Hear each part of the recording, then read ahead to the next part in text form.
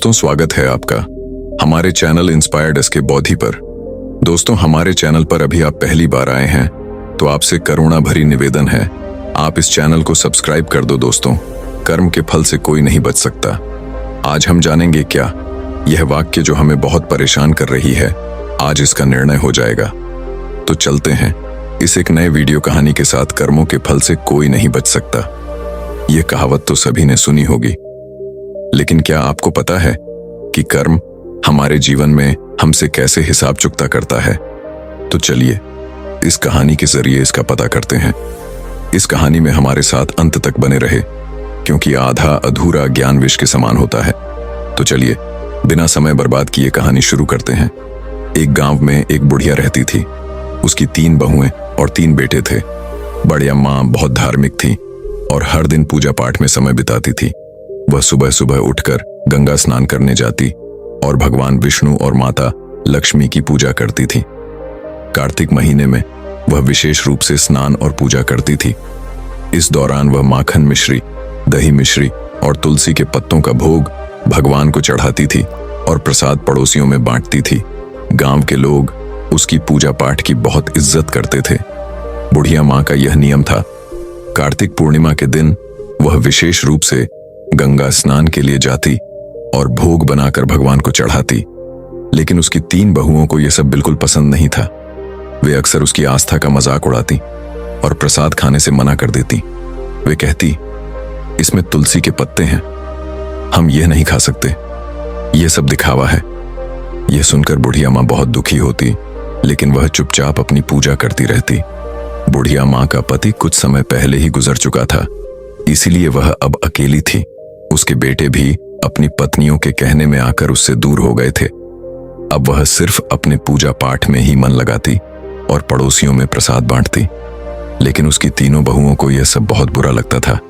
वे सोचती, ये सांस जब देखो तब पूजा पाठ में लगी रहती है, अनाप ना आप खर्च करती है, पंडितों को बुलाती है, दान पुण्य करती है।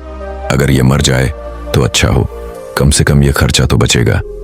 बुढ़िया माँ ने अपने 3 बेटों को बड़े प्यार से पाला था। उसने और उसके पति ने मिलकर उनकी परवरिश की थी। लेकिन अब जब उसे अपने बेटों की सबसे ज्यादा जरूरत थी, तब वे उससे मुंह मोड़ चुके थे। बुढ़िया माँ दिन रात भगवान से प्रार्थना करती और अपने बच्चों के लिए आंसू बहाती। वह सोचती, हे भगवान, मैंने तो कभी किसी का बुरा नहीं चाहा, फिर मेरे साथ ऐसा क्यों हो रहा है? एक दिन बुढ़िया माँ भगवान विष्णु और माता लक्ष्मी के सामने बैठी प्रार्थना कर रही थी। उसकी आंखों में आंसू थे और वह भगवान से कह रही थी, हे भगवान, मुझे इस दुख से मुक्ति दिलाओ, मेरे बच्चों का भला करो और उन्हें सही रास्ता दिखाओ। इस तरह बुढ़िया माँ ने अपने पूजा पाठ और दान पुण्य के नियमों को नहीं छोड़ा। लेकिन उसकी 3 बहुओं ने ठान लिया था कि वे अब इस घर में नहीं रहेंगी और बंटवारा करके अलग हो जाएंगी। वे सोचती, अगर हम अलग हो जाएं तो अपनी मर्जी से रह सकेंगे और सास की पूजा पाठ के खर्चे से बच सकेंगे। 3 बहुओं ने एक दिन आपस में बात की और बंटवारे की योजना बनाई। उन्होंने अपने पतियों से कहना शुरू किया कि अब हमें अलग हो जाना चाहिए। छोटी बहू ने अपने पति से कहा, देखिए, बड़े भैया के बच्चे बड़े हो रहे हैं और हमारे बच्चे छोटे हैं। हमें अभी बहुत मेहनत करनी है, बच्चों को पढ़ाना है। अगर हम अलग हो जाएंगे तो अपने बच्चों की अच्छी तरह से देखभाल कर पाएंगे। सास का खर्चा बहुत ज्यादा है, हर समय पूजा पाठ में लगी रहती है और बहुत पैसा खर्च करती है। मंझली बहू ने भी अपने पति को समझाया, देखिए, अब बंटवारा हो जाना चाहिए, हम अपनी मर्जी से रहेंगे। क्या खर्चा करना है, क्या नहीं करना है, यह हम खुद तय करेंगे। सास के नखरे और खर्चे अब बर्दाश्त नहीं होते, हमें अलग रहकर अपने बच्चों का ध्यान रखना है। बड़ी बहू ने भी अपने पति से यही बात कही। बच्चे बड़े हो रहे हैं, कल उनकी शादी ब्याह करनी है, पैसे कमाते रहेंगे और सास का खर्चा करते रहेंगे तो कैसे चलेगा? हमारे बच्चों का भविष्य सुरक्षित करना है तो हमें अलग होना ही पड़ेगा। 3 बहुओं ने अपने अपने पतियों को समझा बुझाकर उनके मन में बंटवारे की बात डाल दी। 3 भाई अब बंटवारे के लिए तैयार हो गए। गांव के पंचों को बुलाया गया और घर का बंटवारा करने की बात हुई। 3 बहुएं भी बंटवारे में हिस्सा लेने के लिए तैयार हो गई। गांव के पंचों ने घर का 4 हिस्सों में बंटवारा किया, 3 बेटों के लिए और एक बुढ़िया मां के लिए। घर का सारा सामान भी 4 हिस्सों में बांट दिया गया। बुढ़िया मां को कम हिस्सा दिया गया क्योंकि वह अकेली थी और ज्यादा की जरूरत नहीं थी। पंचों ने कहा कि जो भी बुढ़िया मां को अपने हिस्से में रखेगा वह उसका भी ख्याल रखेगा। छोटी बहू ने साफ मना कर दिया, मैं बुढ़िया मां को अपने हिस्से में नहीं रख सकती, उसका खर्चा बहुत ज्यादा है, पूजा पाठ में बहुत पैसा खर्च होता है, हमें अपने बच्चों का ध्यान रखना है। मंझली बहू ने भी मना कर दिया, मैं भी बुढ़िया मां को अपने हिस्से में नहीं रख सकती, वह हमें कभी पसंद नहीं करती थी और हमें भी उसकी जरूरत नहीं है। बड़ी बहू ने भी वही जवाब दिया, मैं भी बुढ़िया मां को अपने हिस्से में नहीं रख सकती, हमारे बच्चों का भविष्य सुरक्षित करना है और उसके लिए हमें बंटवारा करना ही पड़ेगा। बुढ़िया मां अब अकेली रह गई। पंचों ने अपना फैसला सुनाया और चले गए। तीनों बहुओं ने अपना अपना सामान अपने अपने हिस्से में रख लिया। बुढ़िया मां के हिस्से में जो झोपड़ी पड़ी थी वह उसमें रहने लगी। अब वह अकेली थी और अपने बेटों से राश होकर अपने भगवान से प्रार्थना करती रहती थी। अब बुढ़िया मां अपने हिस्से की छोटी सी झोपड़ी में रहने लगी। वह रोज सुबह जल्दी उठकर गंगा स्नान करती और भगवान विष्णु और माता लक्ष्मी की पूजा करती। वह पहले की तरह ही भोग बनाकर भगवान को चढ़ाती और फिर पड़ोसियों में प्रसाद बांटती। लेकिन अब वह बहुत अकेली हो गई थी।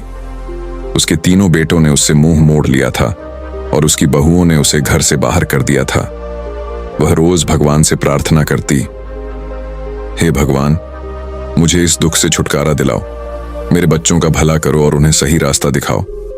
बुढ़िया मां के पास जो थोड़ा बहुत आटा, दाल और चावल था वह उसी से काम चलाती। वह सोचती, अब मुझे अपनी जिंदगी इसी तरह गुजारनी पड़ेगी। मेरे बच्चों ने मुझे छोड़ दिया है, लेकिन मैं भगवान की भक्ति नहीं छोड़ूंगी। उसकी भक्ति में कोई कमी नहीं आई। वह हर रोज तुलसी के पत्तों से भगवान का पूजन करती और पड़ोसियों को प्रसाद बांटती। एक दिन जब बुढ़िया मां अपनी झोपड़ी में बैठी रो रही थी, तभी एक युवक आया। उसने दरवाजा खटखटाया। बुढ़िया मां ने दरवाजा खोला और देखा कि एक 18 साल का युवक खड़ा था। उसके चेहरे पर तेज झलक रहा था। उसने कहा, अम्मा, आप मुझे पहचानती नहीं, लेकिन मैं आपके मायके से आया हूं। मेरा नाम राघव है। मेरे पिताजी ने मुझे आपकी मदद करने के लिए भेजा है। बुढ़िया मां ने आश्चर्य से पूछा, राघव, तुम मेरे मायके से हो? मैंने तो तुम्हें कभी देखा नहीं। राघव ने मुस्कुराते हुए कहा, हाँ अम्मा, मैं आपके भाई का पोता हूं। हमें खबर मिली कि आपके बेटों ने आपको घर से निकाल दिया है, इसलिए मेरे पिताजी ने मुझे आपकी मदद करने के लिए भेजा है। बुढ़िया मां की आंखों में आंसू आ गए। उसने राघव को अंदर बुलाया और उसे बैठने के लिए कहा। उसने पानी का गिलास दिया। राघव ने पानी पिया। फिर उसने अपनी थैली से कुछ खाने का सामान, कपड़े और दवाइयां निकाली। उसने कहा, अम्मा, यह सब सामान मैंने आपके लिए लाया है, आप भूखी मत रहना, हम रोज आपको खाना भिजवाए। बुढ़िया मां ने राघव को आशीर्वाद दिया और कहा, बेटा, तुम्हारा बहुत बहुत धन्यवाद। तुमने मेरे लिए जो किया है उसके लिए मैं भगवान से तुम्हारे सुख समृद्धि की प्रार्थना करूंगी। राघव ने बुढ़िया मां से विदा ली और वापस चला गया। बुढ़िया मां ने अपने भगवान का धन्यवाद किया और सोचा, भगवान ने मेरी प्रार्थना सुन ली, अब मैं भूखी नहीं रहूंगी। अब बुढ़िया मां को रोज खाना मिल जाता था। वह पहले की तरह ही भोग बनाकर भगवान को चढ़ाती और पड़ोसियों को प्रसाद बांटती। लेकिन उसकी तीनों बहुओं को यह सब देखकर बहुत जलन होती थी। वे सोचती, ये बुढ़िया आखिर कहां से इतना खाना ला रही है? इसके पास कोई कमाने वाला भी नहीं है, फिर यह इतनी तंदुरुस्त कैसे हो रही है? तीनों बहुएं बुढ़िया मां की सेहत देखकर बहुत जलती थीं। वे सोचती कि बुढ़िया को हमने इसलिए अलग किया था ताकि वह जल्द ही भूखी प्यासी मर जाए, लेकिन यह तो और तंदुरुस्त होती जा रही है। एक दिन बहुओं ने फैसला किया कि वे बुढ़िया की झोपड़ी में जाकर पता लगाएंगी कि वहां क्या हो रहा है। अगले दिन जब बुढ़िया मां गंगा स्नान के लिए गई हुई थी, तीनों बहुएं उसकी झोपड़ी में घुस गईं। वहां उन्होंने देखा कि झोपड़ी में दाल, चावल, आटा, मसाले और कई तरह का अच्छा खाना रखा हुआ है। बहुएं हैरान रह गईं। वे आपस में बातें करने लगीं। ये बुढ़िया इतनी चालाक निकली। हमें लगता था कि यह भूखी प्यासी मर रही है, लेकिन यहाँ तो हर चीज का भंडार है। बड़ी बहू ने कहा, इसने जरूर हमारे घर से चोरी करके ये सब जमा किया है। हम काम में लगी रहती थी और यह चोरी चोरी अपना घर भरती रही। अब इसे सबक सिखाना होगा। मझली बहू ने कहा, हाँ, हमें इसे मजा चखाना चाहिए।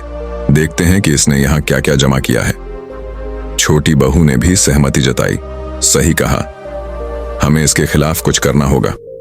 तीनों बहुएं झोली भर भर कर सामान अपने घर ले जाने लगी। जैसे ही उन्होंने खाने का सामान उठाया, उन्होंने देखा कि उसमें तुलसी के पत्ते हैं। गुस्से में आकर उन्होंने तुलसी के पत्ते नाली में फेंक दिए। यह देखकर वे और भी क्रोधित हो गईं और सामान उठाकर बाहर जाने लगी। तभी एक अजीब घटना घटी। तीनों बहुओं ने देखा कि उनके हाथ पैर धीरे धीरे कुत्ते के पंजों में बदलने लगे। वे डर गई और चिल्लाने लगी, लेकिन कोई उनकी मदद नहीं कर पाया। कुछ ही पलों में तीनों बहुएं कुतिया बन गई। गांव में हड़कंप मच गया। बच्चों और पतियों ने जब यह देखा तो वे हैरान रह गए। बच्चे चिल्लाने लगे, मम्मी कुतिया बन गई है पापा, देखो मम्मी को क्या हो गया। तीनों बहुओं के पति समझ नहीं पा रहे थे कि यह कैसे हुआ। उन्होंने कोशिश की कि कुतिया को घर से बाहर भगाए, लेकिन वे घर छोड़ने को तैयार नहीं थी। वे अपनी भाषा में कुछ समझाने की कोशिश कर रही थी, लेकिन कोई उनकी बात नहीं समझ पा रहा था। बच्चे रो रहे थे और पतियों को भी रोना आ रहा था। उन्होंने अपने बच्चों को संभालते हुए कहा, अब कुछ नहीं किया जा सकता, हमें मां का इंतजार करना होगा। शायद वही कुछ हल बता सके। गांव के लोग भी इकट्ठा हो गए और सोचने लगे कि यह अनहोनी कैसे हुई।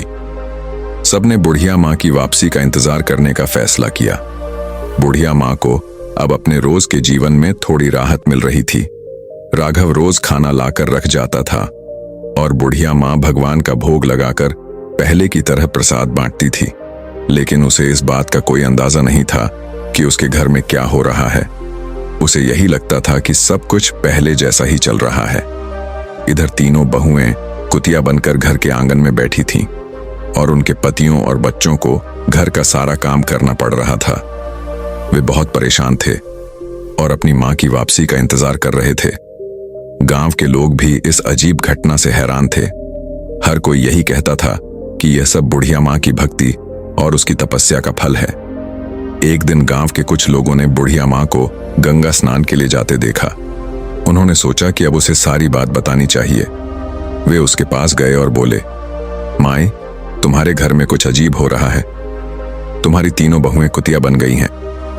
बुढ़िया मां को यह सुनकर बहुत आश्चर्य हुआ। उसने सोचा कि यह कैसे संभव हो सकता है। उसने तुरंत गंगा स्नान किया और घर की ओर लौट पड़ी। उसके दिल में बहुत सारी आशंकाएं थीं। उसने भगवान से प्रार्थना की, हे भगवान, मेरे घर की रक्षा करना और मेरे बच्चों को सही रास्ता दिखाना। जब बुढ़िया मां घर पहुंची तो उसने देखा कि गांव के लोग उसके घर के सामने इकट्ठा थे। उसने पूछा, क्या हुआ, यहाँ इतनी भीड़ क्यों लगी है? गांव वालों ने उसे सारी घटना बताई। बुढ़िया मां ने अपने बेटों को बुलाया और पूछा, ये सब कैसे हुआ? तुम लोगों ने क्या किया? बेटों ने रोते हुए अपनी मां को सारी कहानी सुनाई। उन्होंने कहा, मां, हमसे बहुत बड़ी गलती हो गई। हमारी पत्नियों ने तुम्हारे सामान को नाली में फेंक दिया था और उसी समय वे कुतिया बन गई। अब हमें नहीं पता कि उन्हें कैसे ठीक करें। बुढ़िया मां ने अपने बेटों को दिलासा दिया और कहा, भगवान सब ठीक करेंगे, तुम लोग घबराओ मत। बुढ़िया मां ने अपने भगवान से प्रार्थना की और उनसे समाधान मांगा। उसने सोचा कि शायद किसी साधु बाबा के पास इसका समाधान हो सकता है। उसी समय एक साधु बाबा गांव में आए। बुढ़िया ने उन्हें अपने घर बुलाया और सारा हाल बताया। साधु बाबा ने ध्यान से सारी बातें सुनी और कहा, यह सब तुम्हारी भक्ति और तपस्या का फल है, लेकिन चिंता मत करो, इसका उपाय भी है। बुढ़िया मां ने पूछा, बाबा कृपया मुझे उपाय बताएं, मैं अपने बच्चों को इस हालत में नहीं देख सकती।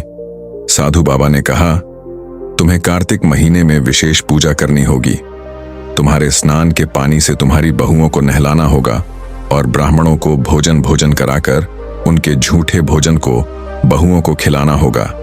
इससे वे अपने असली रूप में वापस आ जाएंगी। बुढ़िया मां ने साधु बाबा को धन्यवाद दिया और अपने बेटों को यह उपाय बताया। बेटों ने कहा, मां, हम तुम्हारी हर बात मानेंगे, हम इस उपाय को जरूर पूरा करेंगे। बुढ़िया माँ ने कार्तिक महीने की विशेष पूजा की तैयारी शुरू कर दी। उसके तीनों बेटे और गांव के लोग भी इस पूजा में मदद करने लगे। बेटों ने मिलकर पूजा का सारा सामान इकट्ठा किया और भगवान के लिए भोग बनाने की व्यवस्था की। हर सुबह बुढ़िया माँ गंगा स्नान के लिए जाती और स्नान के पानी को एकत्रित करती। उसके बाद वह भगवान विष्णु और माता लक्ष्मी की पूजा करती और फिर अपने पड़ोसियों को प्रसाद बांटती। इस बीच तीनों बहुएं अभी भी कुतिया के रूप में घर के आंगन में बैठी रहती। उनके पतियों और बच्चों को घर का सारा काम करना पड़ता था। बच्चों को अपनी माताओं की बहुत याद आती थी और वे अक्सर रोते हुए अपनी दादी से कहते, दादी माँ कब ठीक होंगी? हमें हमारी माँ वापस चाहिए। बुढ़िया माँ बच्चों को दिलासा देती और कहती, बेटा, भगवान सब ठीक करेंगे। बच्चों को शांत करने के लिए वह उनसे कहानियां सुनाती और उनके साथ समय बिताती। बुढ़िया माँ ने पूजा के लिए 5 ब्राह्मणों को बुलवाया। बेटों ने भी अपनी ओर से 5-5 ब्राह्मणों को बुलाया। इस प्रकार कुल 20 ब्राह्मणों को बुलाया गया। ब्राह्मणों के लिए विशेष भोग तैयार किया गया। कार्तिक पूर्णिमा का दिन आया और बुढ़िया माँ ने अपने बेटों की मदद से ब्राह्मण भोज की तैयारी की। सुबह सुबह सभी ब्राह्मणों को आमंत्रित किया गया और उन्हें विशेष पकवान बनाकर खिलाया गया। ब्राह्मण भोज के बाद बुढ़िया माँ ने सबके पैर छुए और भगवान से प्रार्थना की, हे भगवान, मेरी बहुओं को उनके पूर्व रूप में वापस लाओ।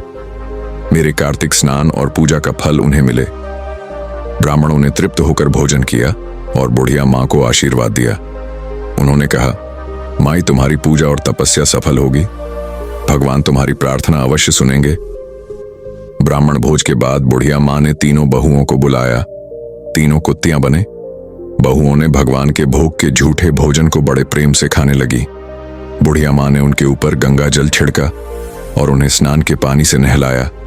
जैसे ही गंगा जल और स्नान का पानी बहुओं के ऊपर छिड़का गया तो धीरे धीरे तीनों बहुएं अपने असली रूप में वापस आने लगी। उनके चेहरे पर पश्चाताप के आंसू थे और वे अपनी सांस के पैरों में गिरकर रोने लगी। तीनों बहुएं कहने लगी, माँ, हमें माफ कर दो।